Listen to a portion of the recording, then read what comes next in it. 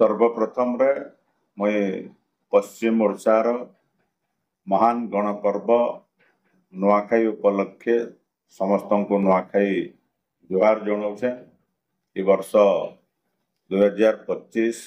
नुआखाईटा समस्त लगी मंगलमय हो एवं साधारणतः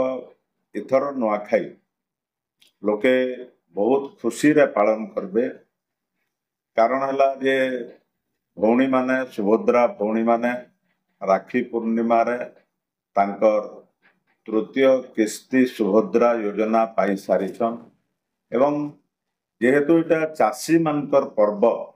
चाषी माने भी बहुत खुशी रे अछन। जेहेतु दीर्घ वर्ष धरिकरी चाषी मानकर दाबी थिला एमएसपी मूल्य के वृद्धि करवार लगी एवं देखा जाइए दुई थर दुई खरीफ और रबी चाष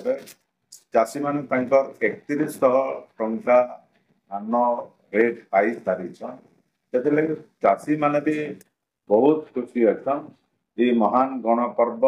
आमर एकतार परिचय देसी एवं आमे समस्ते अनुभव भी करूँ जे दूर दूरांत थिले भी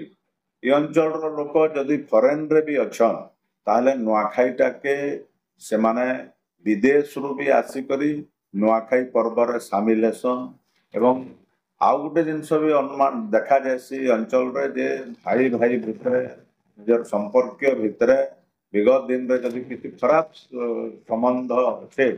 नुआखाई रे से माने संबंध भी सुधार ऐसी एका ठाने बसिकरी एकत्रित होकरी एकतार परिचय महान गणपर्व नुआखाई। तो तार लगी मुई समस्त को निवेदन करुचे मुई आशा करुचे जे निश्चित रूप रे थर महान गणपर्व के